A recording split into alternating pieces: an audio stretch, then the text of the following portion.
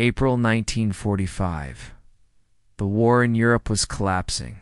Cities were smoldering, and food was vanishing faster than hope.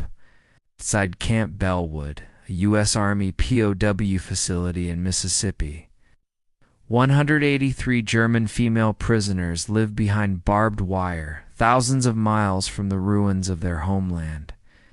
For many, the exhaustion of war had settled so deeply into their bones that even sleep couldn't loosen its grip.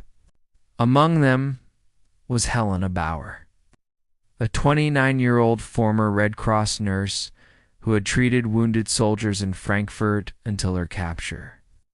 Each night she whispered her daughter's name, Lena, like a prayer to keep the child alive in a city without enough bread to fill a single bakery.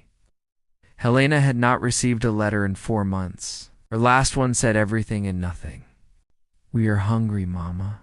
We are trying to be brave." Every day Helena pushed that sentence deeper down, afraid it would break her. The American guards at Bellwood were polite to polite. The women whispered. They said sir and ma'am. They didn't bark orders. They didn't strike prisoners. They didn't starve them. This, more than brutality, frightened the women. "Kindness is a weapon," one prisoner muttered. "They want us to lower our guard." But Helena wasn't sure. She noticed how American guards checked the infirmary daily, asking if anyone needed medicine.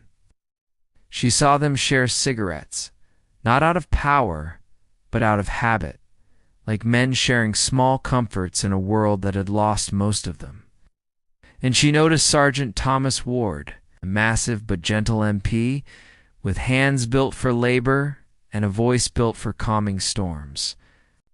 He always carried crates of supplies alone, always checked the water barrels, always reminded the women to drink more on humid days. He spoke German poorly, but with sincerity. "Eat. You stay strong. War over soon." The women didn't believe it, not until the day everything changed. One dusty afternoon, as the heat shimmered over the Mississippi fields, the loudspeaker crackled to life. "All prisoners report to the assembly hall."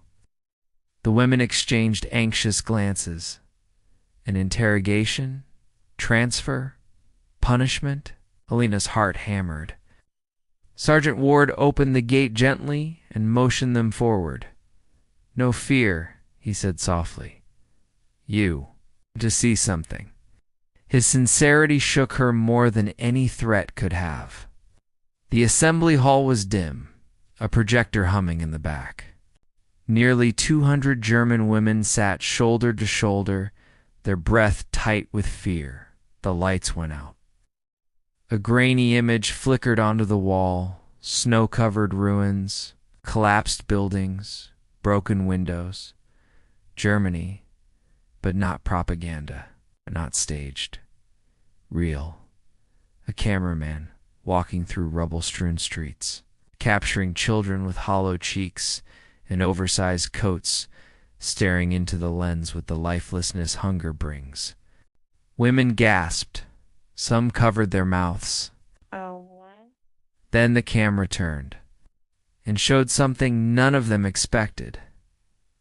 American soldiers kneeling in the mud, handing out food. Sergeant Ward appeared on screen, lifting a starving boy into his arms, wrapping him in a blanket, pushing a bowl of soup toward him. A young American medic carried a crate of canned milk, passing it carefully to German mothers. A soldier tore open his personal ration pack and handed chocolate to a little girl who burst into tears. The room went silent. Helena's chest tightened painfully. Then Lena, her daughter, alive, thinner, frailer, but standing. An American GI wrapped her in his own coat before guiding her toward a makeshift medical tent. Helena fell to her knees. A raw, broken sob tore from her throat. Other women rushed to her, but she barely felt them. "My Lena, my baby," round the room. Dozens of other women cried out, "My son, my sister, my mother." The hall transformed into a storm of grief and gratitude. The projector stopped. The lights flickered on. The American camp commander, Major Collins, stepped forward, tall, clean uniform, calm expression. He spoke slowly, letting their tears settle. "What you just saw is called Operation Mercy Feeding," he said. "The United States Army is delivering food to German civilians, especially children." The room stirred, confused. "Why?" someone shouted. "Why help the enemy's children?" Major Collins held their gaze. "Because they're children, and because we learned something after the last war." He let the silence stretch, and children grow up starving and bitter. They grow into adults who want revenge. Sergeant Ward stepped beside him, adding softly, "Better to feed a child today than fight him tomorrow." Helena covered her face with her hands.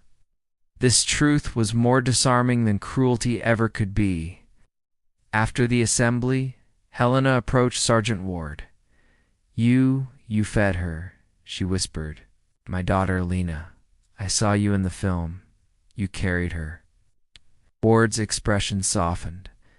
"Yes," he said. "The little one with hair like corn silk. She cried when we gave her milk. She was very brave."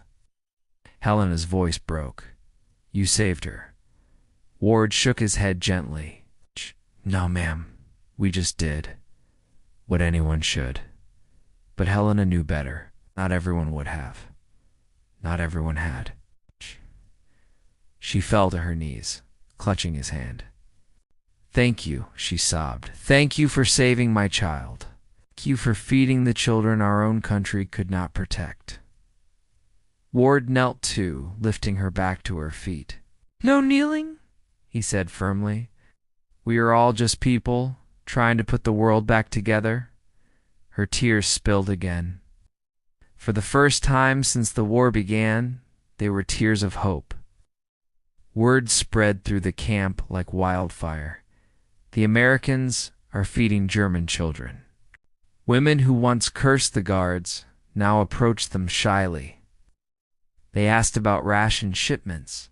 They asked about medical aid. They asked timidly if their families might be among those receiving help.